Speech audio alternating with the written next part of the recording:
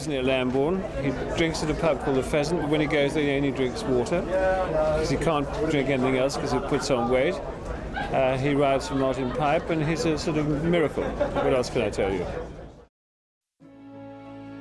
Richard Johnson, Adrian Maguire, A.P.McCoy, and Timmy Murphy. The facts, the figures, and the shredded records tell an extraordinary, a unique story. They reveal very little about the man behind them.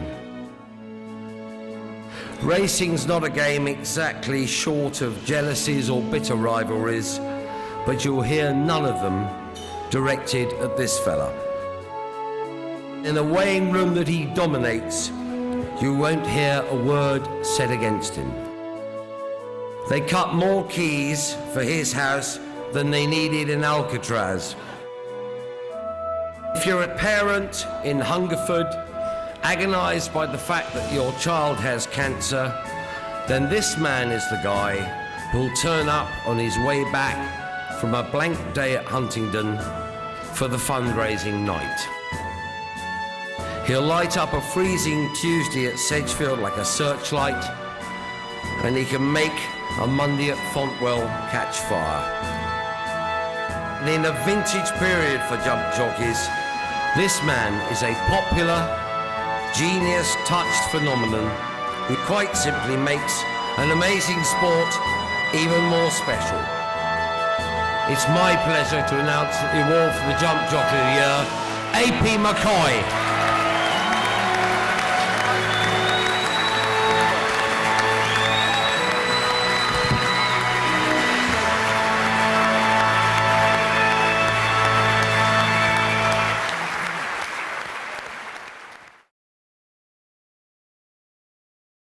Inside by Ole Kerr, who jumped that well, and their family business made a bad mistake and unseated Tony McCoy. And going towards the last on the far side, What a Wonder, who's already parted company with the rider, has done the same thing again at the very next fence. And the horse that was left in the lead, Red Radish, has refused. So Ole Kerr, who has been remounted, having been leading and falling at the first fence on the far side, has now been left in the lead once more and has fallen there, refused, and has parted company with the rider. And at the moment, there are no horses left in the race. And Tony McCoy has now got back on board family business, and he's now making his way back to the fence where he fell, the second fence in the straight. He has a list of qualities the length of Aintrie's running.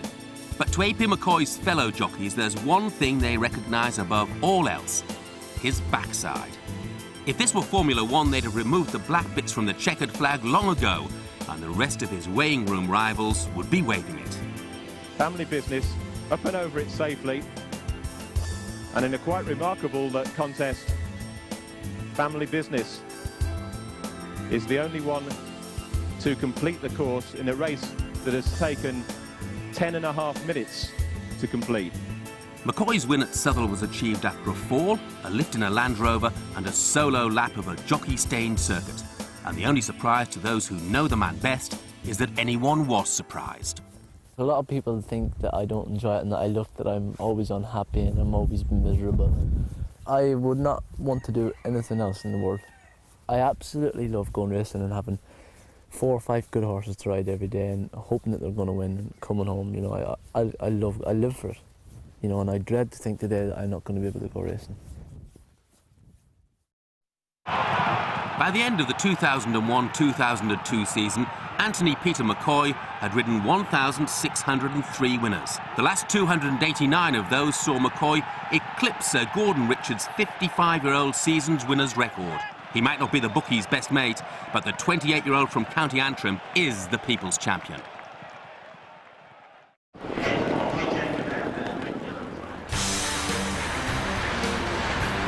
Bookmakers fear the McCoy factor. Thousands upon thousands of punters, especially on the Saturdays, don't look at the form, they just look at McCoy's horses. The bookmakers are running shit scared. They're backing his horses, doubling up, everything bound down in the ring like no other jockey. They compare him on the flat with Frankie Dettori. The Dettori factor is even stronger over a jump. Where have I got a park now?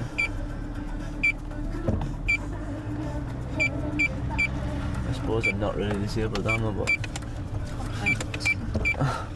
actually, no, I can't really park in here. No, you can't. No. I'll have to go back the other way. I thought I could have got through that rope there, but obviously I can't. Can't the champion jockey park relax? Well, just park at the other side of that tape. We'll just park at the other side of that tape. Yeah. You can, but well, no, you can't. But I thought I'd be able to get through that. I thought I'd be able to get through that tape there. McCoy has been champion jockey every year since 1996, a fact he attributes to the quantity and quality of rides he has for trainer Martin Pipe. At nearly 6 feet tall, he's one of the sport's biggest jockeys and exists on a diet you won't read about in Woman's Own. Tea and lots of sugar. Secret diet, yeah. Some tea and lots of sugar and a bit of mayonnaise. Let's go for a sweat to lose a pound or two. Look, I'm grand. I'm lighting up. I'm coming in with just losing a pound or two. How was it? Horrible. It's always horrible. It's always. But sit there. It's got to be done. Okay, number 13, Anthony. And your colours are emerald green and white quarters. I'm a little bit like a school teacher. I've got to keep an eye on these lads. I've got to keep... You're watching them all the time. You feel for them. When they get injured, you feel for them. When they're successful, you almost... You're successful with them. You feel for them. You know Cheltenham races are coming up. You know that's their Olympics, their championship meeting. You're hoping that they're all going to do well. You're hoping they're all going to get there in one piece. 10 stone 12. I'm looking for 11 stone on the scales. Thank you, Andrew.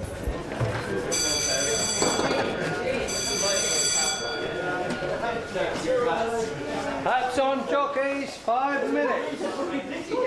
Lemonade McCoy. Lemonade McCoy. Okay, jockeys, they're calling for you, please. Every time he's on a winner, it costs the bookies money, yeah. He's got such a following. Today, he has 3 rides at Newbury. It's £25 to win Word of Honour. Number 17, £25.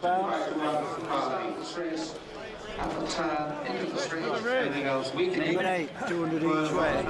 And then depend on the pace of the race, Tony. You know, if they go on a right clip, then get a toe. If they're only lobbing along, I'm very happy to be upsides in front. McCoy's winners to rides ratio for the season is around 1 in 3, and he expects to at least maintain the percentage at Newbury.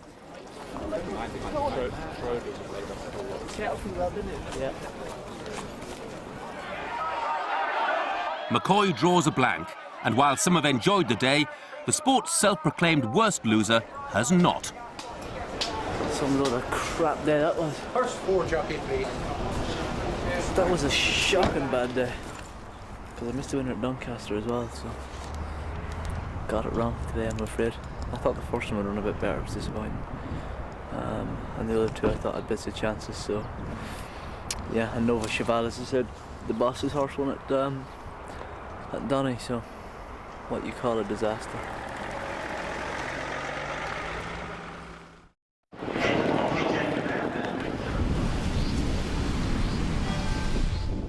Home for McCoy is Lambourne, and most days follow a familiar routine.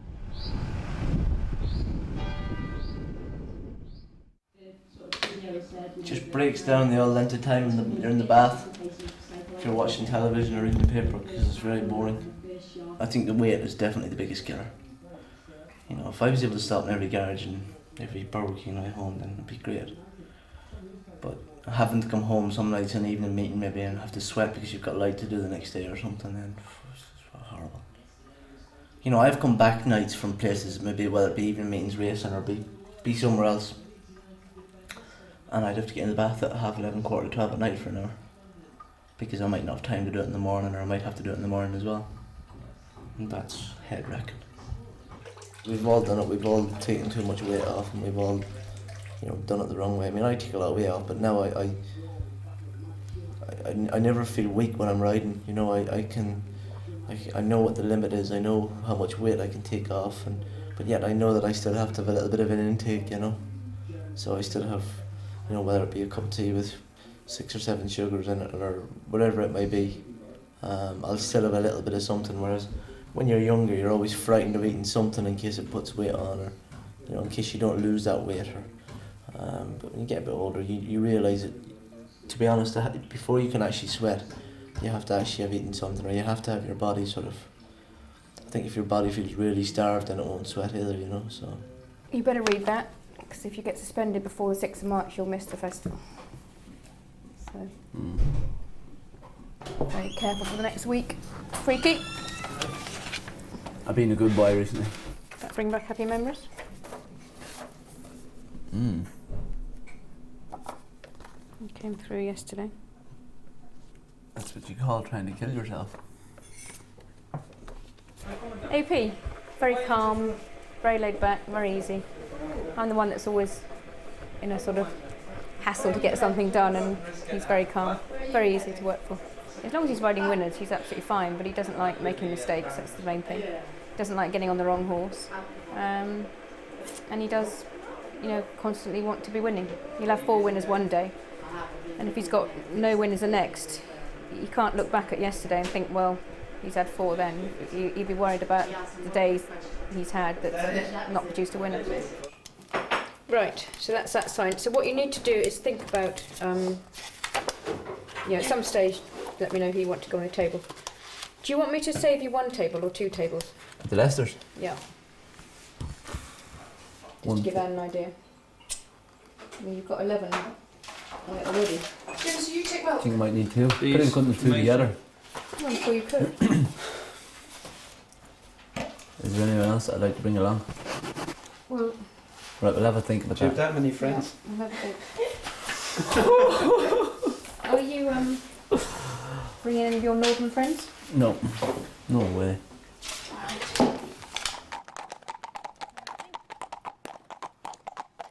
Paul, hi, how are you?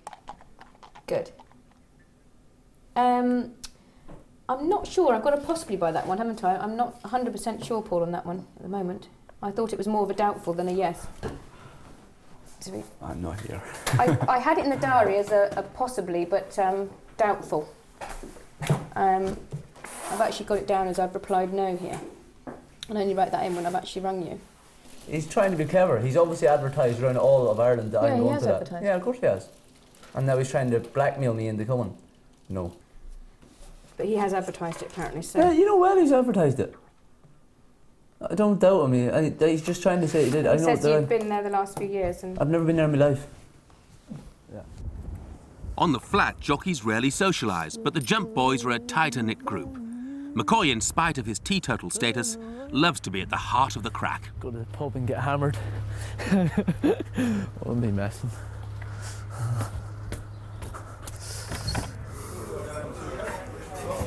Cornelius. Again, he's in demand as the Cheltenham chat changes gear. Jockeys are renowned as dreadful tipsters, but with so much cash about to be splashed, the thirst for any sort of form guide is feverish. I think Steve and Robbie both appreciate the fact there's always... I'm organising this video for the boys, pre-Cheltenham. We're supposed to do it at Leicester today at the races. We're supposed to grab the jockeys out the weighing room just for a couple of minutes each time. But with it being abandoned, we've had to reorganise it and come for lunch at the Queen's Arms and try to put it together very hastily. You ride VALIRAMIX, and he's only run once this season, but was very impressive.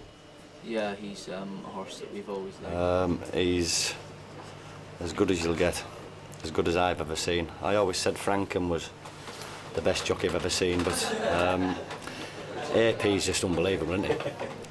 His strength, his balance, the way he gets horses going forward, the way horses run for him, I've never seen it before. No, never go back. Within an hour, he was stuck to her. Like super glue. All the young lads coming through now, he's the person they all want to emulate, and that's as good as high as we go when you've got every young lad starting off now who wants to ride like A.P.McCoy. Pub gatherings are a full-on social occasion, but days off are a dilemma for the jockey, and McCoy in particular has to be careful with what he eats, though you wouldn't always know it. Really healthy food, isn't it? Stephen just passed out mayonnaise. How's the diet going, Tony? FITZGERALD and McCoy are as close off the track as on it, but it's less Butch and Sundance, more Morecambe and Wise. I like that Shakira, she's nice. Have you got to her yet? Yeah, not yet, no. Yeah, well, you want to get to her. We'll find her now. She's lovely. Just Do you suffer with your back, champ? Sometimes, yeah. I got a thing came yesterday, which I ordered from. There's a picture here, the one at S Cup 7, that would be good for your back. The good looking one. Rachel. Nice eyes. But the thing... She's upsized Jennifer Lopez though, so that just ruins her a bit because she's a babe. Yeah. Well, to be fair, she's female, so... Well, does that mean she fits your profile? Yeah. Don't tar everybody with the same brush as yourself. You're lucky I'm fussy. When the tapes go up, we might all be very good friends in and around and out of the weighing room. But once you get out there, it's every man for himself. Being a jump jockey, there's always a good chance that you're going to get falls. You know, they say that the average is 1 in 10 horses you ride are going to fall.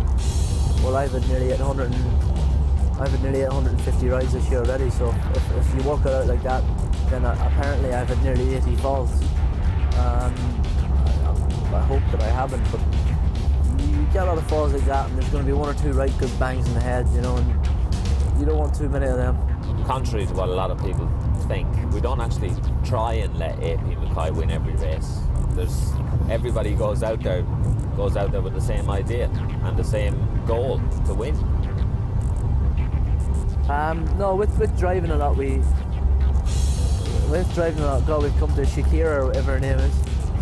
You just go through a stage where you like to get in the car and go to sleep and wake up at the races. And some of the journeys are not very pleasant some days, so if you were driving it would wreck your head. You good mate to travel with? AP? Yeah. Not really, no. All he ever does when he gets in the car, if you're driving him to sleep.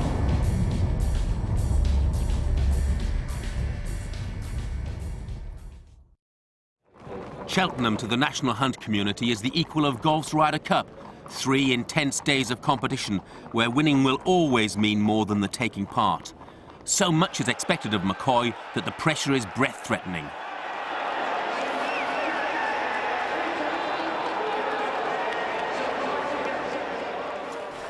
It'll wreck my head, actually.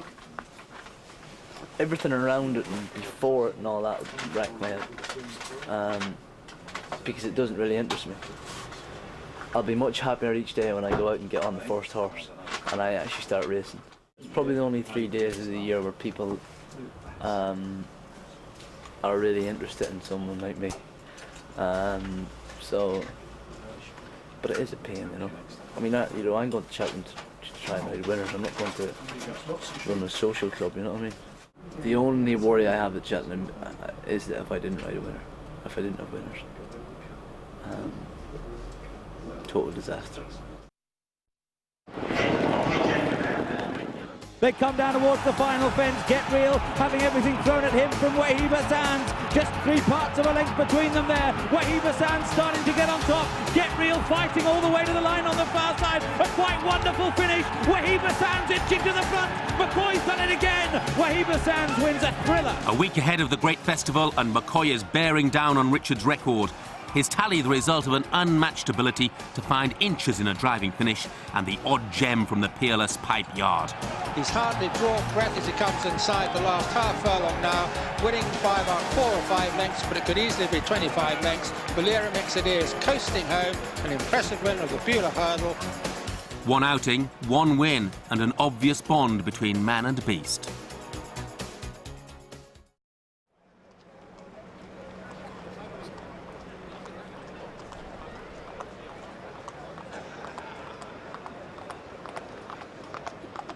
Sandown in Surrey, and McCoy is now within 12 winners of Sir Gordon Richards' record.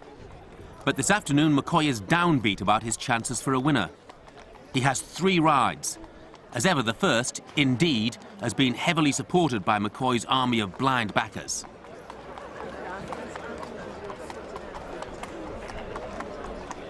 He starts the race as 3rd favourite. Take 6 to ball. Indeed, Whiteface is asked to stretch by Tony McCoy. Andrew Thornton cajoling Cracking Dawn as they come towards the last. And Indeed's over in a length or so clear, and Cracking Dawn is being forced to dig deep. It turned into a sprint, and it's Indeed who's found the better turn of foot. And Cracking Dawn, this sort of solid tempo was lacking here, and Indeed is going to take advantage. Indeed wins. Josh Gifford in flying form, another for A.P.McCoy. Keep the odds on, Cheltenham. I was a little bit worried that I was in front of it early on and he might idle. This is land to give him a little flick that way he went, you know. Oh, yeah. Between races, McCoy fulfills his duties as columnist for The Telegraph with his ghostwriter, G's brother Marcus Armitage. The subject is predictable. What are the ones you're looking forward to? VALIRAMIX, obviously. Every one of them. There's not a horse run at Cheltenham that I'm not looking forward to riding. That's being honest. I've got, you know, hopefully I'll have great rides. Hopefully I'll pick the right ones. Hopefully I'll ride lots of winners. Hopefully a lot of things. One of the duties of a jockey is the meeting and greeting with owners before each race. McCoy is unfailingly polite and courteous despite the intensity which he brings to the job. Hello. Hi. Hello. Hi. How are you? Hi. His 2nd ride at Sandown, Bold Investor, is trained by another of Ireland's favourite racing men, JONJO O'Neill. O'Neill believes McCoy has a significant edge over his contemporaries. He's just 100% in every angle. He knows the form, he can ride a finish, he can ride a waiting race, he's a great horseman. He's just the complete all-rounder. How does he compare to you if you were sort of up against him? I know that would be a different thing, really. He wouldn't be that good, like. McCoy's earlier pessimism is proving to be misplaced. O'Neill's horse, Bold Investor, runs away from the rest to bring the jockey his 2nd win of the day. And Bold Investor for Tony McCoy gallops up the Sandown Park Hill, 8 lengths clear from Spy Knoll, back in 3rd top buck, Redwood Grove for a place, but up towards the line, 2 on the afternoon as Tony McCoy continues to bear down on Sir Gordon Richards' record.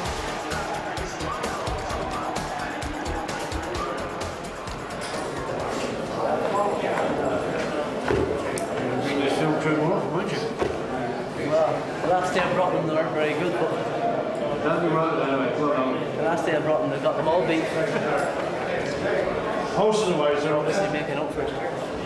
A bit better today than the last day. Not a very good judge, huh?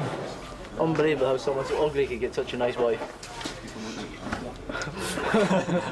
Yeah, you were part of that. We know why you haven't got a wife. That's not very nice, lads.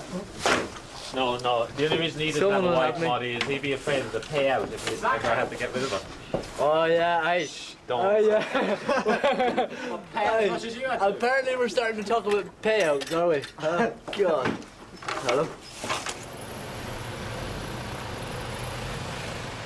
It's a busy day, and later that night an all-star cast attend a benefit dinner for Richard Dunwoody in London. McCoy's expected on stage to give his thoughts on the Cheltenham Festival. For once, he's last. Oh yeah, all right. Yeah. So you're late? Yeah. You were quicker today? I was a bit quicker, wasn't I? I had horses to help me today, though. I should have horses every day. So should have. Earthworks. And to Charlie, Thomas Smith, giving all the small gift items. Many thanks to the Hilton, especially Paul Irvine. Also to Mick Hamilton. Well, I don't see any point in doing something if you're going to lose or if you can't win. I can't imagine, I'm not putting myself in the same category as them, but I can't imagine that Tiger Woods is a very good loser. I can't imagine Michael Schumacher is a very good loser. It's all about winning. It's another one for Tony McCoy and Martin Pipe as SEEBALD wins again. Other jockeys have rode ours, but I think he's the only one who's ever won on our horses. So we've won like 25 times, for instance, and he's won 25 times on them. You know, he's won on every one, and when other people have rode it, they haven't seemed to win on any of them. Tony McCoy is the most incredible rider I think I've ever seen. I know these guys, Frankie Dettori and the Leicester Pigots, and you know, the late Sir Gordon Richards and all that. This guy, I don't know how he does it. He's totally blinkered, dedicated, and if he doesn't have 2 or 3 winners a day, he'll go home and, you know, obviously get very disappointed. I almost wish he had a life outside racing, but when you get to that stage, you can't. If he was on the world stage, he'd be bigger than Tiger Woods. The fact that national hunt racing is perhaps only big in Britain and Ireland means that only we in this sort of area, Northern Europe, know much about him. But he is, without doubt, the most incredible horseman I've ever seen. He's so strong. I've seen him fall, pick horses up, and still win. All he's got to do is jump it. Oh, he's down. No, he's not. Brilliant recovery. But this has given Infrasonic a chance. It stopped him in his tracks. Infrasonic might get up. McCoy's doing everything on TIK-A-TAI. What a ride. What a performance. That's why he's the champ. The most incredible rider I think I've ever seen. The expectations of others would not unduly perturb McCoy as he prepared for the biggest week of his year.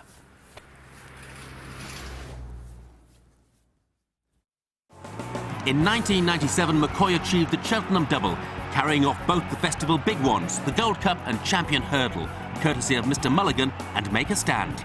But with 100 yards left to go, it's Make a Stand who's run them off their legs and wins the Smurfit Champion Hurdle. Tony McCoy, another winner for him. It's Make a Stand who wins by 5 or 6 lengths.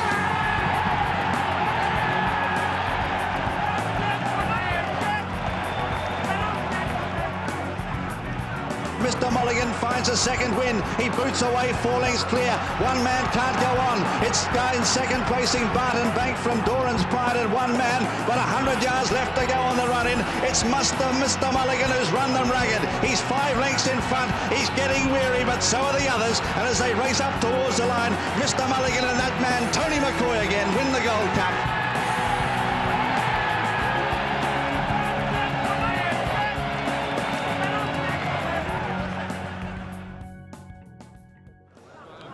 In 2001, Cheltenham was a victim of the foot and mouth outbreak. Starved of their showpiece week, the racing public was salivating at its imminent return. McCoy entered the week 8 shy of the record, but not short of support. Well, Martin Papp says he'll get 10, so we think he'll get 8. Yeah, no problem. And I'll be on him. You see him racing at Stratford yesterday? Excellent. Excellent. He won that 4.5 to 1 shot at Stratford. How much stab on it, Sean? Should never have won it, and he won it. Best jockey you'll ever come across. Ever. I think he's half a dozen winners away from breaking Gordon Richards' record. Needs about 6 more to do it. Don't think he'll do it this week. He'll probably get 2 or 3 at Cheltenham. Tony who?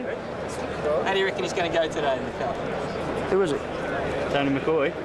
Never heard of him. Never heard of him. Never heard of him? So you follow racing? Pardon? He won't get more than 2 or 3. I mean, Frank, I've had a little bet at 10 to 1 for him not to ride a winner, just for a bit of fun. In contrast, an Eternal Spring at the last, Adamant approach is down, and now it's Like a Butterfly who's been left in front over Westender in second. In contrast, in third, Eternal Spring is staying on, well inside the final half furlong. Like a Butterfly is all out, Like a Butterfly, Westender lunging late, one last late lunge, not enough today. Like a Butterfly wins for J.P. McManus and Charlie Swan.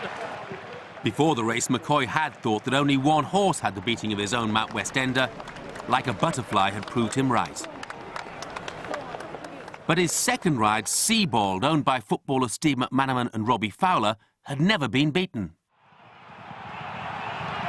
Moscow Flyer from SEEBALD who's trying to challenge him on the outside, but Moscow Flyer's jumped really well today. He's over the final fence safely. He's coming up the hill by about 3 lengths to SEEBALD who's trying to close him down, but it's Moscow Flyer who's going to win the Arkle under Barry Geraghty. SEEBALD home in second place. The jockey's worst fear was already clouding his week. The only worry I have at Cheltenham is that if I didn't ride a winner, total disaster. The big race of the day was the Champion Hurdle, and a second outing for VALIRAMIX. A bad day for McCoy was soon to become a tragic one. I'd ridden a winner for JONJO O'Neill on the Monday at Stratford, and he said to me, so, you know, he's asking me what I thought of the week, and he said, what do you think is your best ride? And, you know, obviously JP owned Isterbrack and he was going running that, and I said to John, I said, I'll be honest with you, I said, I think the horse in the Champion Hurdle is different class to anything that I've seen or sat on definitely this year. And I said, you know, that if whatever, you know, if it is Isterbrack that's going to beat him, he's going to have to, you know, that he's not going to run against a horse like this before. I genuinely, I said that before the Champion Hurdle, and I genuinely thought he was, you know, I thought he was the one horse that could now go and be something special, you know. Ominously, pre-race, the punters were deserting him, favouring the Irish great Isterbrack. I'm looking for him to win at the moment. I can't believe it. He's gone on the drift, and the punters don't seem to want him, which is very unusual with Cheltenham, so we'll be giving good old Tony a cheer at this moment in time. And away they go then for the eagerly awaited Smurfit Champion Hurdle. Initially, McCoy and VALIRAMIX followed Isterbrack, before it became clear that the crowd favourite was struggling. I just started off behind him, and I knew after he jumped the first hurdle, Charlie started niggling at him, and I thought, he's gone, he's not gone. And to be honest, on anything he'd showed all year, I wasn't that worried about him, to be honest. You know, but it's one of those that, you know, you got to respect him. He's winner of 3 Champion Hurdles, and he was a brilliant horse on his day, and for that reason you're always frightened that he's going to show it again, even though he hadn't done earlier in that season. Isterbrack, the 3 times champion, being pulled up after just 2 flights of hurdles. Charlie not happy with him and has pulled him up quickly. I mean, Hull of the Wire went on to win the Champion Hurdle, and you know, he hammered Hull of the Wire at Newbury, and I'm not saying Hull of the Wire probably improved, but he never would have shown anything like the ability that this horse did. When he turned to come down the hill, he was running away, and you know, it's easy saying it now, it doesn't make any difference, but there's no doubt he would have won the Champion Hurdle. He was coming down the hill, he was travelling well, and when he went down, at the time, my immediate reaction was that something had went wrong with him. VALIRAMIX, the giant grey on the inside. Marble Arch is back in 5th place and landing light. Oh, no, VALIRAMIX has happened, he's down! And he was absolutely cantering there. He may just have caught the heels of Ansar. Drama in this Champion Hurdle. Something had happened to him, whether he'd put his foot in a hole or whether he'd broken the leg or something. I didn't know what it was.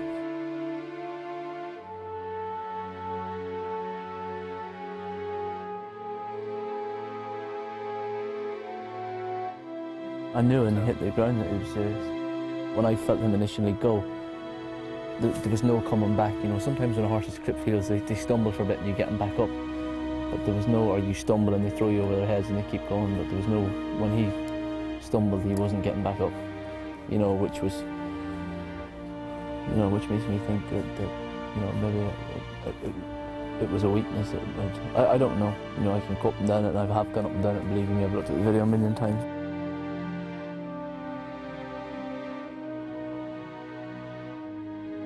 I'll be honest, I didn't want to carry on riding. You know, I just felt that, what is the point?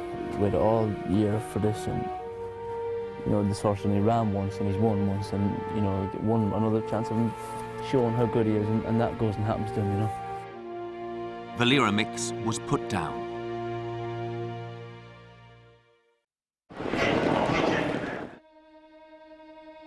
McCoy had suffered at Cheltenham before. 2 years earlier, Gloria Victus fell fatally in the Gold Cup. After 2 winless days, Shooting Light seemed to represent a genuine chance for McCoy in the Gold Cup. Instead, a bad week got worse. Hope and expectation replaced by misery and resignation. And at the back of the field, Shooting Light not going at all well for Tony McCoy at this stage. He's last of all. Very disappointing. I thought that he realistically had an each-way chance of running a big race in the Gold Cup. And I knew after jumping 4th, I knew after I hadn't gone half a mile, I knew he wasn't right, you know, things weren't happening for him. I knew that it wasn't going to be his day. Marlborough creeping a little bit closer, picking one or two of them off now. Sackville is next. He's followed by Moscow Express. At the back end of the field, Alexander Banquet, Go Ballistic, Cypher Malta. At the back of this main group is What's Up Boys, and Shooting Light's been pulled up with a circuit to go. Then I was walking back, and of course best mate was after winning, and I'll be, you know, I'm not a good loser. I'm not good at watching anything else, but I was inside, I must say I was gutted, because I'd ridden best mate the time before and I'd got beaten him, and I kind of half thought that, you know, maybe if I'd have ridden him more like a stair, he might have won them. Best mate, he's 2 in front with 100 yards left to go. Best mate being cheered all the way home. What a moment for Jim Cullity and Henrietta tonight. They win the Gold Cup with best mate. The only worry I have at Cheltenham is that if I didn't ride a winner, total disaster. McCoy's mood was dark, and he found himself stained by criticism.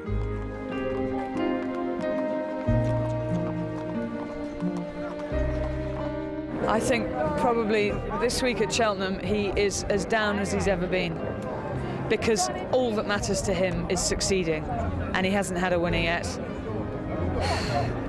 He's got to learn to cope with the bad days a little better, to be honest. That's the one area that he's probably weak on. You've got to get up after a bad day. You've got to still want to do it the next day. And the trouble with him is he's the only thing that makes him tick is riding winners. And he hates being at a big festival like this and having to go into the second spot, or not even getting into the winners' enclosure at all. He hates it. But it's because winning's the only thing that matters. He's a born winner. It'll come right for him again, and he'll be fine. But he's not a great person to be around right now. McCoy's penultimate ride of the festival was on Martin Pipe's Royal O'Clair.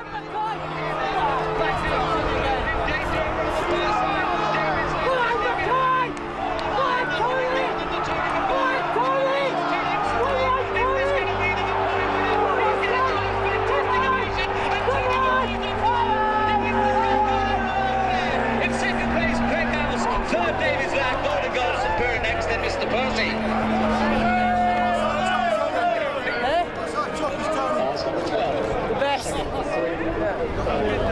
The best. I'll be honest, I was walking back up the chute and they were all cheering, and I thought, well, you know, I got to acknowledge him, you know, but I didn't feel like it. I think a lot of the everyday betting shop punters sort of realised that what happened during the week was that I wasn't coping very well with it, more so than what the people that went racing every day did, you know.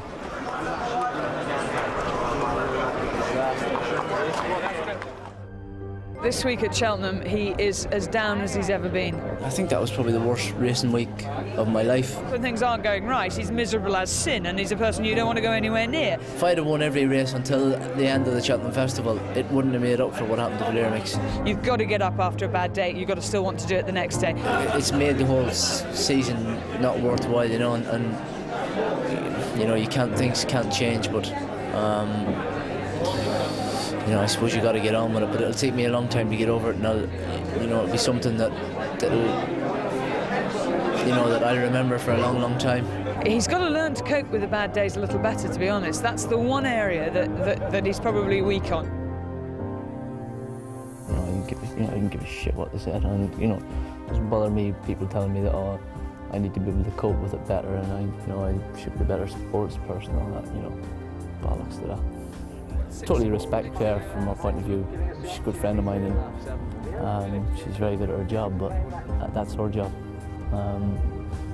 And I don't think she or anyone else is in the position to be able to tell me what way I should cope with mine, you know.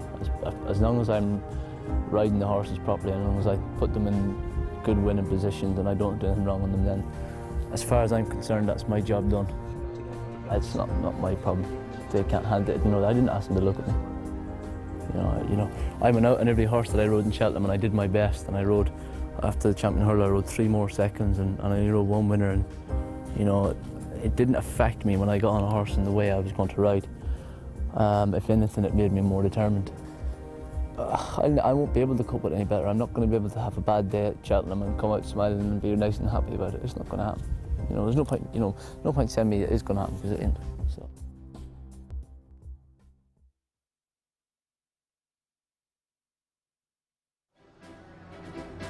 Red Rum, arguably the most famous horse in the history of the sport. 3 Grand National victories in 5 years from 1973. In that year, Rummy provided one of the great finishes to the greatest of races. It meant heartbreak for long-time leader Crisp and jockey Richard Pitman. You know, for a jockey to win 1 Grand National, or for a jockey to win 2 Grand Nationals, but for a horse to win 3 is unbelievable, you know. You could get a horse that, you know, that might run in the Grand National 3 or 4 years in a row, and he might get round every year because he could jump on that. And to actually get a horse that's going to win you 3 Grand Nationals and replacing 2 others is unbelievable, you know. Crisp is getting very tired, and Red Rum is popping after him. Red Rum is the one that's finishing the strongest. He's going to get up. Red Rum is going to win the National, and at the line, Red Rum has just snatched it from Crisp, and Red Rum is the winner. It will probably never happen again. It won't ever happen again. Sea Pigeon was a Cheltenham favourite. After years of epic races with the likes of Night Nurse and Monksfield, Sea Pigeon enjoyed her finest moment in the Champion Hurdle of 1981 with John Frankcombe on board. And it's Daring Run and Pollenstone being pressed now by Sea Pigeon. Daring Run in the lead from Sea Pigeon, coming to challenge on the near side. It's the old man Sea Pigeon coming to take it up, and he's going to win it. And they come up towards the line. Sea Pigeon wins the Champion Hurdle. Sea Pigeon has just won it from Pollenstone and Daring Run. You've never heard just cheers from the crowds. Obviously a very high-class horse, very capable of winning good flat races. Went on to dominate the Champion Hurdle a little bit. You know, them horses are very hard to come by. Only Esterbrook in recent years has been able to take over that mantle a little bit.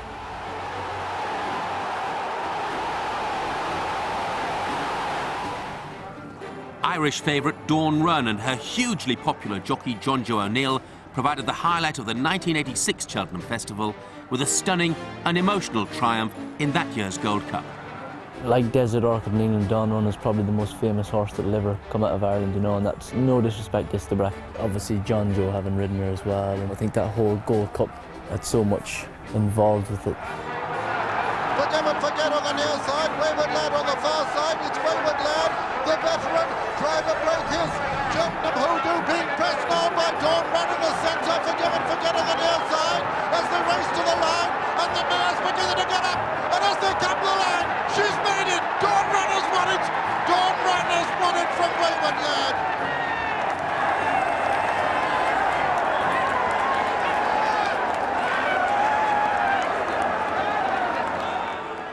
Desert Orchid was the horse of the late 80s. Everyone loved Desi, and that affection was never better shown than in the 1989 Gold Cup, when Orchid refused to let Yahoo get away to triumph in the race they said he could never win. Brilliant horse, and one that every jockey would love to ride. I'd love to ride Desert Orchid now, let alone 10 years ago. Desert Orchid on the near side, Yahoo on the far side. Desert Orchid drifting over towards the stand side. He's beginning to get up. Desert Orchid is beginning to get up as they race towards the line. There's a tremendous cheer from the crowd as Desert Orchid is going to win it. Desert Orchid has won the Gold Cup. Yahoo is second. Third is Jara Barty. Simon Sherwood punches the air. Desi has done it. I do think Richard Dunwoody managed to put him on the floor once somewhere, but he was a brilliant horse. And we couldn't have a classic section without something from AP. His own selection this one, EDREDON BLEU in the Queen Mother Champion Chase from 2000.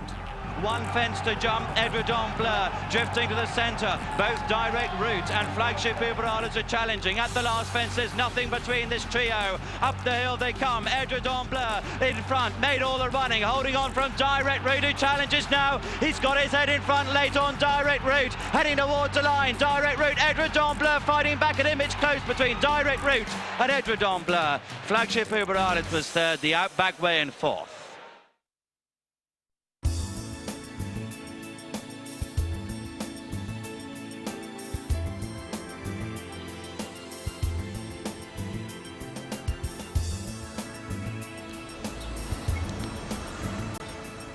A week after the disappointments of Cheltenham, and McCoy and FITZGERALD headed for Spain.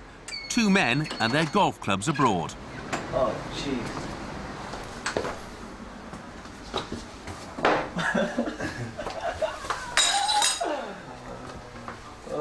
Yeah. The bachelor pad. I'm just a bit concerned, champ, that you're showing everybody our sleeping arrangements. No, I don't think so. Can we just prove one thing? Look, look. See this? Look, this is like keep away from me type thing. I'm thinking of bringing a pair of trousers too. Look, look. Make sure you get these trousers. Look, somebody put some masking tape on them, I think, or is it paint? He was walking around. Look, he was walking around Port Manus last night with these things on. It's like an Egyptian scroll. Mick, do you mother a bit? Do I? Yeah. Champ, put plenty of that sun cream on your head there, will you? Yeah. Because you are starting to burn up bad. No. I don't think so. Do you want to bring a jumper for yourself because you don't want to get cold or anything again? Definitely not. There's a lot of people I like mothering me, but you ain't one of them. No. The great thing is we get on really well, so we basically just take the piss out of one another all the time. It works quite well. Why am I here? Trying to rebuild his confidence after his great Cheltenham. Yeah. Funny actually that I managed to come here and I brought Mick with me because I think the only person that had as bad at Cheltenham as me was him. So. No, I actually didn't have a winner. Alright then. We just decided to get away for a few days. And there wasn't actually much racing. There was only racing in Newcastle and Kelso for 4 days. It was a good time to get a break. And I think it'll it'll help me in the respect that a lot of people might actually sort of like just leave off and forget about me for a few days. And also the weather's lovely, and we've both had busy seasons as well. So it's good to get 4 days away, and obviously big meeting coming up in Liverpool in 2 weeks' time, and that'll be, at least we'll be fairly refreshed for it. And we'll be in good shape, you'd hope.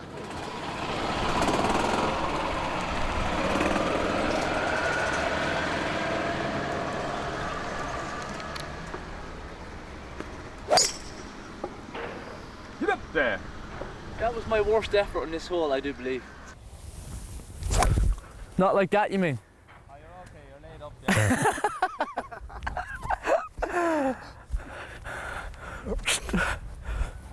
I presume I can cut all the bad shots out, can I?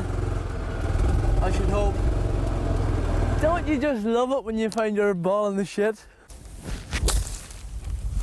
Get up, get up. Go on. Oh, it's good out of the rough. It's good.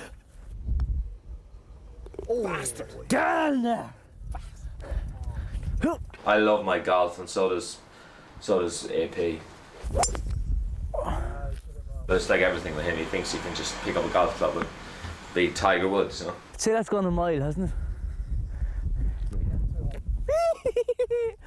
Do what? You just think you can pick up a golf club and beat Tiger Woods? Yeah. It's a non-happening feature. Fucking hell.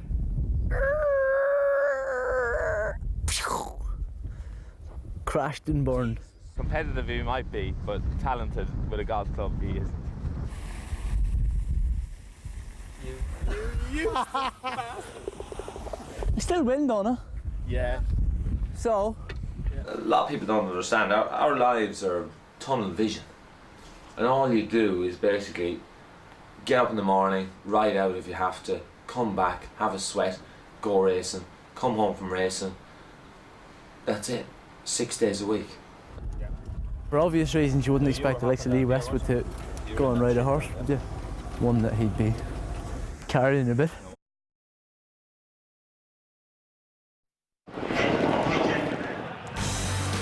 McCoy returns to a race meeting at Exeter and an eventful ride on Miss Cool.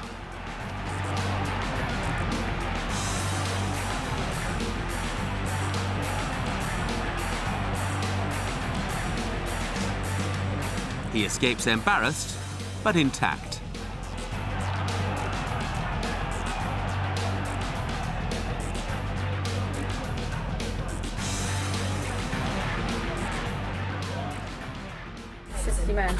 Hello. Hello, how are you? Right, not letting out. Good. Yes, thanks, yeah. It's very good. Probably two of the best horses I've ever ridden, both got killed, and Gloria Victus and VALIRAMIX, and I suppose you could say you know, it's hard not to be attached to horses like that.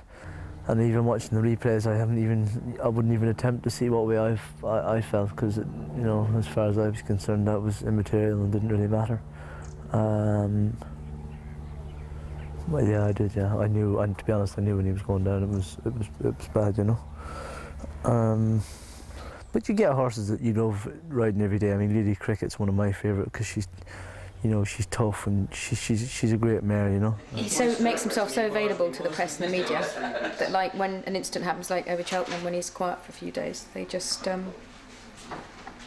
know, they're not used to it. They're not used to him not being communicative. So I think that's where there was a bit of a breakdown, but it's probably because he made himself so available most of the time. Hello, Dave. It's G. Any last-minute rides for tomorrow? Any sort of late rides? I see he's down for 3. Need another half hour. Okay. Speak to you in a bit. Bye. Needs another half hour. He's still sorting it out. Jesus, they're getting better looking. Being done. That Sky Sports is a great channel. Oh my God, just being ruined by the unfortunately not so pretty head of SEEBALD himself. 4 jumps away, that's actually quite appropriate for the jump. Not more than 4 jumps away, I'm going to show you that. You can put that one on film over the years. How was Spain? 4 jumps away? Fucking hell. More than 4 jumps away. You active, were you? Wasn't that cheap, was it? For such a good looking lad, I don't know how I struggled so much, Clerk. Because no one's heard of you over there, that's why. Well, I mean, I was talking about here. Hello, I'm Tony McCoy. Who? So what? Go back home and have a meal. And get that something. So what time do you get to Marbella? We got to Marbella at about 9 o'clock. Well, flight was on time then? Yeah. Did you get recognised at the airport? Yeah. What, by Fitzy? No. It's the biggest, the biggest bunch of punters out there. Yeah, Fitzy didn't recognise me. I work for the Jockeys Association, which is the body which helps and promotes the interests of jockeys in the UK.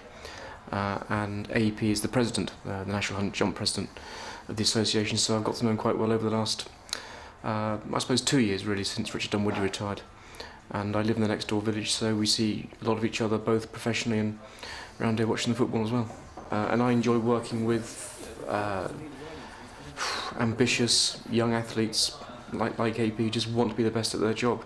So in that respect, we work well together. There's plenty of humour. It's a humorous relationship, it's never too serious. Well, we can establish one thing over this diary. It's going to be how many rides, no winners. We know that. 3 rides. And I'm not riding particularly well at the moment. I hope he started slagging me last night. He said, "You've gone." I said, "Yeah, right." So I'll just blame you because he's the same amount of runners as me. Wednesday, Ludlow. 3 rides, no winners. Bakrama, very, very disappointing in the cellar. Beaten a long way. Can you put Jonathan Woodgate is troubling more judges than I am?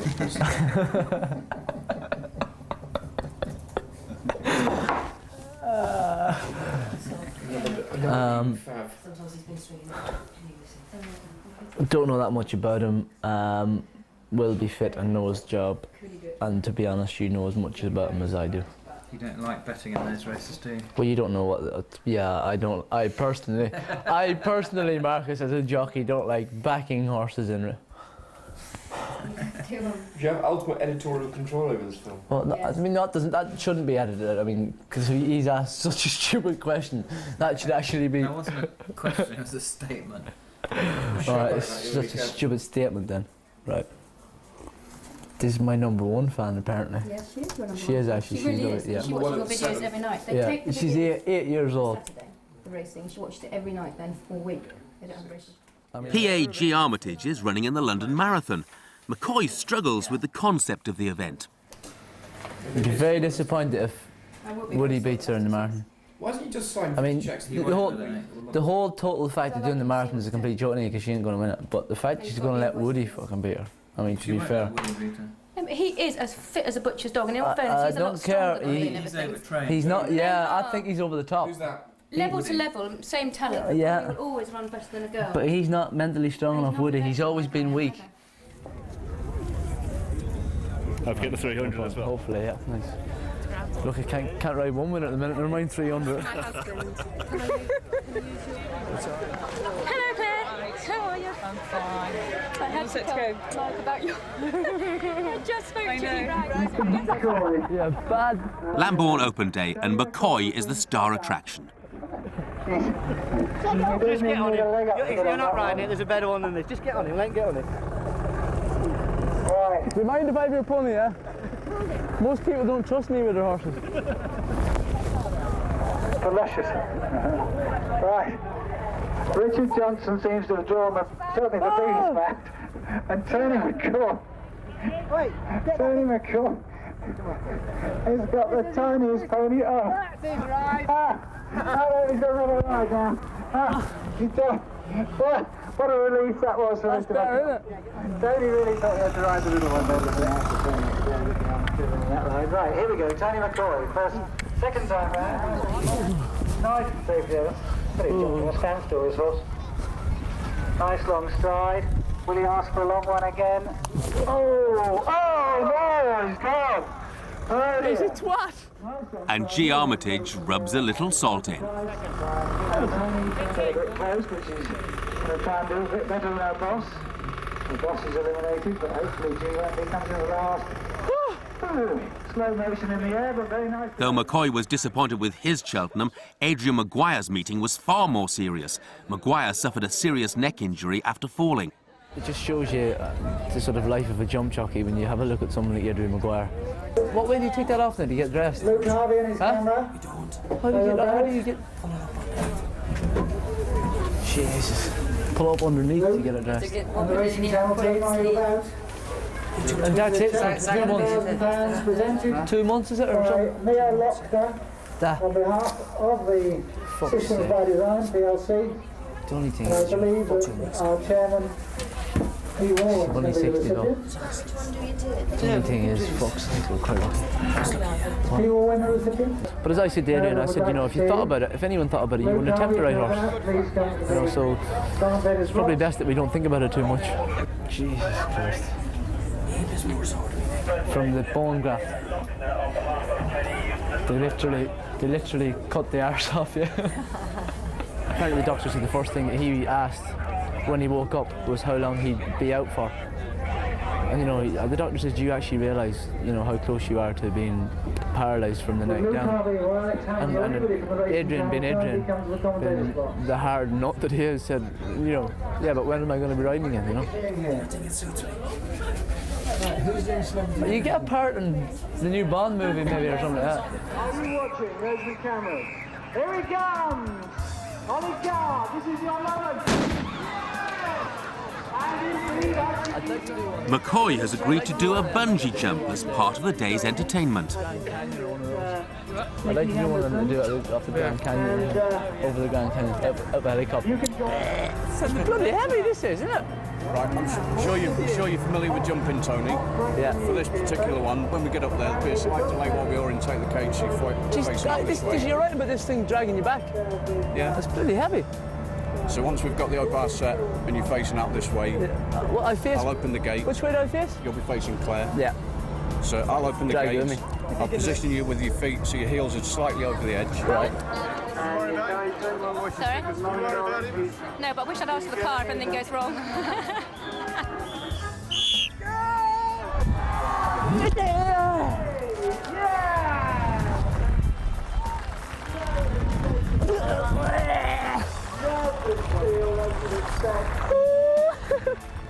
Thank you very much for doing it on Tony's behalf for that great round of applause. I'm sure he was delighted. Fantastic. Well done, Tony. Good turn. Beautifully well done. Yeah. Yeah! No hesitation whatever. Nerves of steel, as you'd expect. Thank you very much indeed on Tony's behalf for that. That night he travels to Newton Abbot, where Polar Champ takes his season's winners tally to 266, 4 away from setting a new mark. But it's Polar Champ coming towards the final flight, up and over it safely, well clear of the tiring Norsky lads. Southern Down and Harbour Island still closing, but Polar Champ will win this very easily indeed.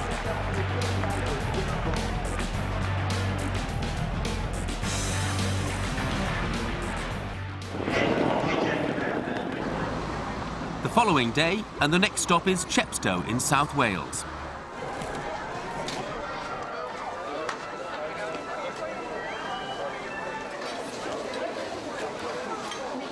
McCoy has a full book of rides and needs 4 winners to surpass Sir Gordon Richards' record. Even trainer Martin Pipe senses an opportunity to create history. He's got some good rides. Car Andrew in the first race has got a good chance. They've all got good chances. We hope perhaps he could get the record today. Who knows? It's getting closer and closer. He needs 4 now.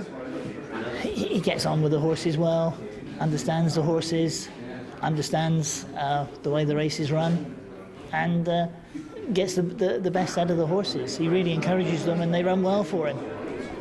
He's a lovely chap. He's a super guy.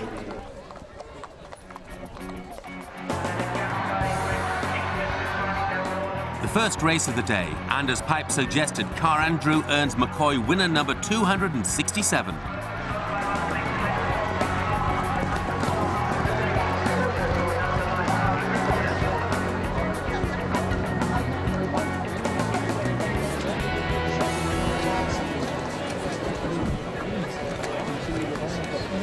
Yeah, it wouldn't matter.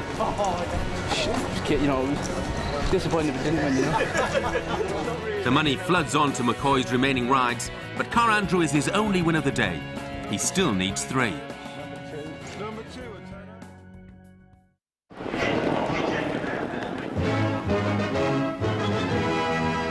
Sir Gordon Richards was champion flat jockey 26 times, but his most famous success was his only Derby win on Pinzer in 1953. But the finish was all Pinzer, who went on to pass the post 4 lengths ahead of the Queen's Oriole and alone in the picture.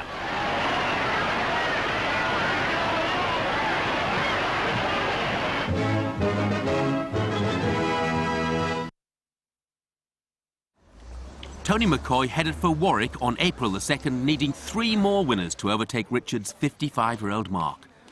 McCoy himself was playing down the possibility of breaking the record with a Midlands treble, but as ever, there were plenty of others willing to talk about his chances. To come here with 3 winners to go, and it's fantastic for Warwick and to be part of it. And if he has a winner today, we've helped in that record. And if he was to have all 3 here, it'd be fantastic. You know, I just go out and do my job, and if they win, they win. And you know, it's not my fault that everyone's come here expecting me to ride 3 winners. If it doesn't happen, it doesn't happen. I can't help it. And if he was to break the record, it'd be unique for Warwick. And dare I say, we might have to have a statue of McCoy built somewhere, or a dinner in his honour, or something like that. But fingers crossed. Let's hope he has it and does it today. Warwick was a sellout, and the feeling that history was at hand increased when McCoy eased Shampooed to a first race success. Shampooed's over safely, 3 lengths clear from Bow and Arrow, then comes Mumaris in 3rd, but racing up towards the line, it's Shampooed being driven out to the finish from Bow and Arrow in 2nd. But this is number 268 of the season for Tony McCoy. He's within 1 of the record now. Shampooed strides clear. She's gone on to win by 3 lengths.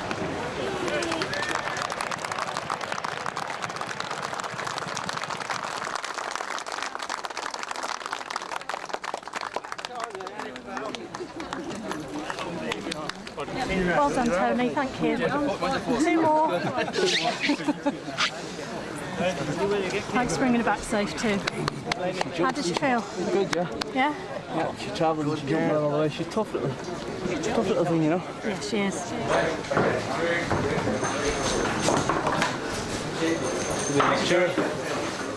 Could be in the steward. Thank you, Tony. Thank you.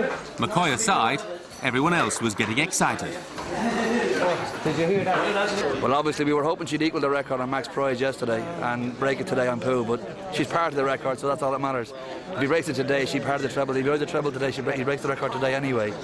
So hopefully that'll be the first one in his treble today. And this is the day he breaks the record, maybe. The third race of the day, and McCoy was on board Shepherd's Rest. He rated the horse no better than a chance. Get him travelling, that's the main thing. When he's travelling, he can do what he likes. But he wouldn't want to hit the front too early. Like when he came to the front at Ludlow there, he looked as if he was going to trot up and he just... Yeah, he's one around here, isn't he? Yeah. It's Shepherd's Rest and now for Gold as they come towards the last, and Shepherd's Rest produced a lead at the last, has hit the front and goes on from Alpha Gold in second, and as they race into the closing stages, Shepherd's Rest, given a beautiful waiting ride here by Tony McCoy, draws clear, and he will go on and equal Sir Gordon Richards' record of 269 in the season. Magnificent effort from Tony McCoy, wins on Shepherd's Rest. The record had been equalled, and at one of the more low-key meetings of the season.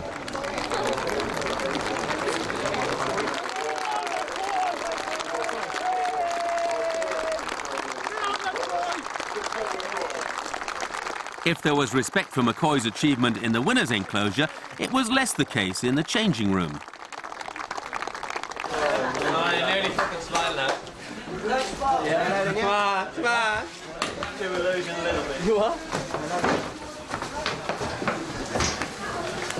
Small saddle. There you go. Well done, Tone. Really pleased with you, mate. Fucking great. You've got a desperate year. Where is it? Very kind of you, Carol. Thanks. I really mean it. Come on, lads, we're having a whip round for AP so you can buy some champagne.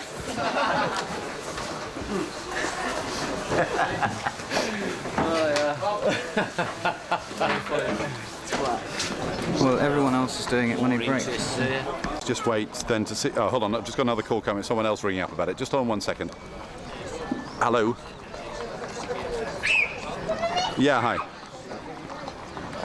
What? Right, okay, well, I'll have to worry about it later. Sorry, I'm just in the middle of something at the moment. Okay? Just in the middle of history. Sorry, I just had to tell someone who was ringing up about my car that I was talking about history, not bloody cars this afternoon. I actually thought I'd struggle today. I thought obviously the champ had a good chance and he had a good chance, but I was pleased that both of them won. But I'd prefer to break it before I start talking about it, to be honest. So, if you don't mind.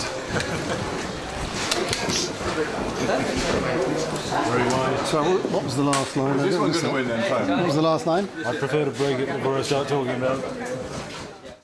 It will be a quiz question for years to come. The horse that carried Tony McCoy into the history books. Valphonic in the 4:10 at Warwick, April the 2nd, 2002.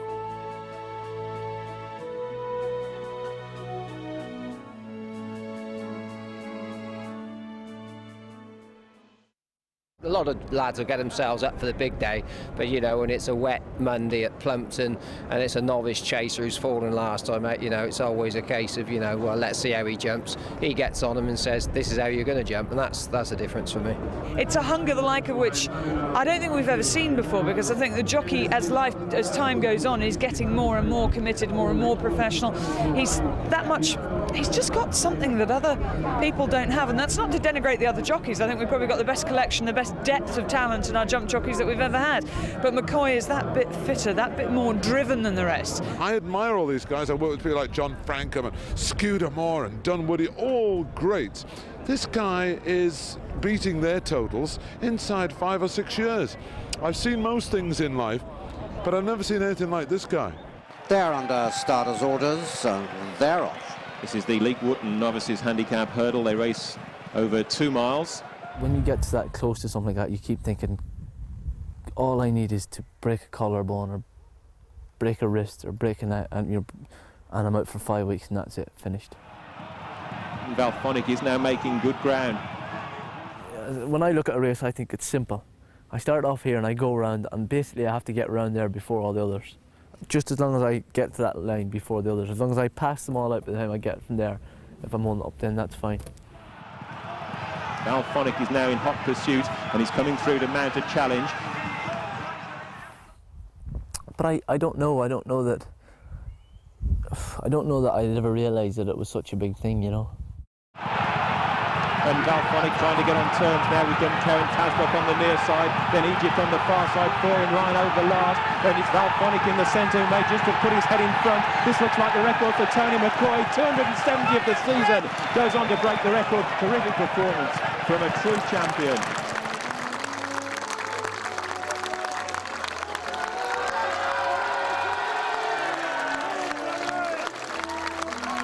If you're on the best horse, you've got to make sure you put it in the right places and you've got to make sure that it wins. And at the end of the day, it's all about getting on the best horse. You can't make a slow horse beat a fast horse, you know, no matter how good a jockey you are.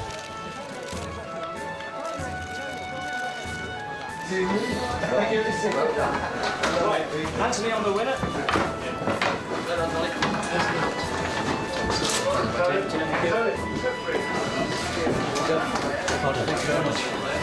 Horses away, please! Mate, this way, mate. Tony, this way. Yeah. Waiting! How you get on, chap? typical of Carl Llewellyn. I'm very disappointed that he beat Slats to it and asked me how I got on, you know. All right, Carl.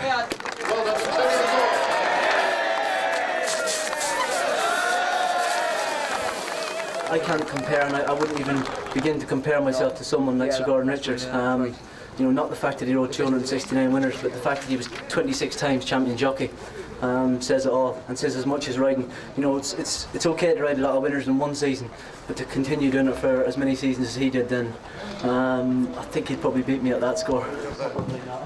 He's just broke a record now, and we decided to pull our horse out, and he was due to ride for us.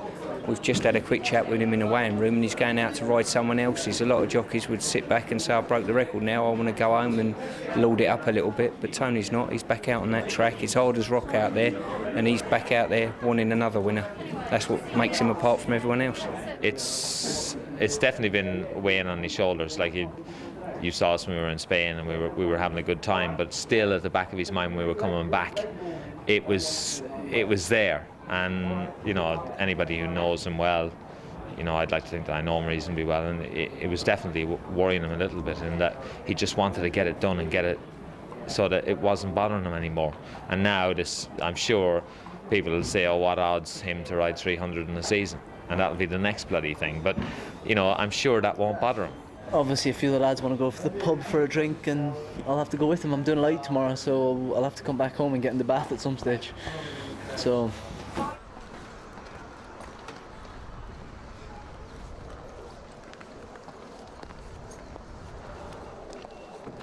I'd love to be champion jockey until I retire.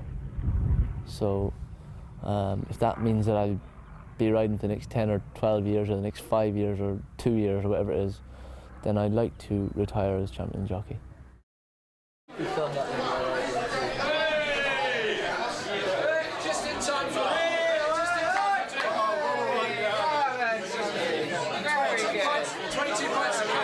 McCoy's Warwick Heroics caught his support team out.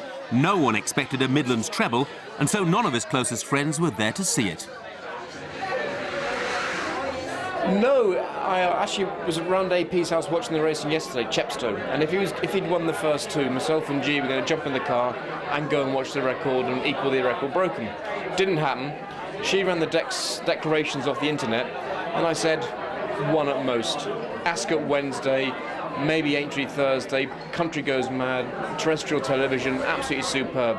So, in typical fashion, goes out and rides 3 winners when the rest of the previous 2 weeks have been very moderate by his standards.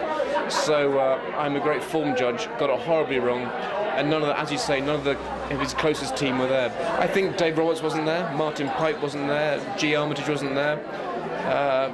If you want to include myself in that list, I'd love to have been there, so my timing was useless. But I didn't actually expect to ride 3 winners today. It didn't look his best book of rides compared to Chepstow and Newton on the previous 2 days, so got it horribly wrong. I was just adding up. I don't think I rode that many winners in 2 seasons, never mind one, and I thought that was quite good. What Tony McCoy's achieved is, to me, equivalent to winning 4 gold medals at the Olympics, or, you know, the equivalent of being the best, you know, in plenty of other sports that are far better recognised than racing. And it's a shame. It's one of those things, you've got to be involved in it and probably do it to appreciate how much hard work is involved, and to ride, you know, 260, 70 winners in a season is an incredible achievement.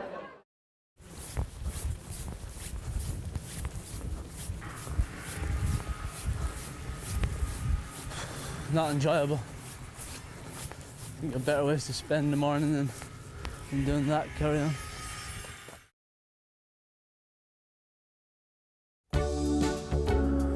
That electric fence is obviously not on anyway, because they're not that bothered by it, are they? Come on. These horses can rather like me. I'm a bit worried about them biting me or something. Wouldn't bite the champion, Jockey. They fucking would. Hey! Go away! I'm waiting to get the thing stuck at the teeth stuck. Hey! Come on, right, shove off. You've broken just about every record in the book. So why are you such a miserable bastard most of the time? Give me a tip. Don't mix wine and beer. To be fair, he doesn't realise how good a tip that is you give him. I know. What do you know about Tony McCoy? He's one of our top stars and the best looking man in Ireland. Oh yeah, yeah. He should be riding blowing wind. What does motivate him? Money? No. Don't take a notice what he says. He's talking rubbish. He's trying to portray himself as really massively mad and hungry and really care if they get beaten. Not interested in women. That's all he cares about. Chasing women. He had a shocking Cheltenham. And I don't mean the festival. I'm referring to the black day in the autumn when somebody nicked his mobile phone. He lost a lot of stored numbers, and as he said, I wouldn't have minded, but there were at least 10 on there that none of the other f***ers had.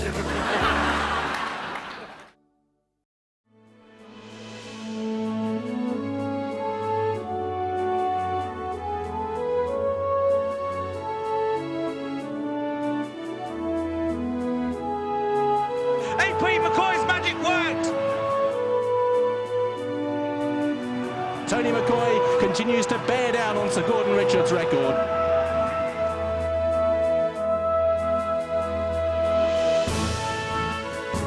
Very lucky that AP rides a lot of my horses. He's a brilliant jockey. He's a super guy. I think AP is absolutely stunning, amazing, absolutely brilliant jockey. He brings everything to the sport, really. He's the best there is, the best we've ever seen up to now. Oh, he's down. No, he's not. Brilliant recovery. I've seen most things in life, but I've never seen anything like this guy. I'm not going to be able to have a bad day at Cheltenham and come out smiling and be nice and happy about it. It's not going to happen.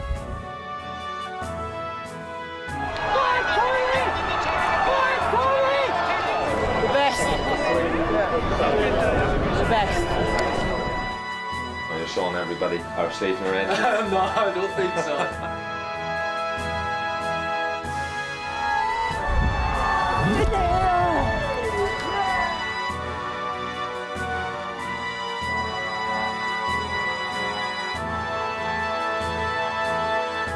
I would not want to do anything else in the world. I live for it. I think what he achieved at the time he did was unbelievable, and I'm just pleased to be mentioned in the same breath as him, you know.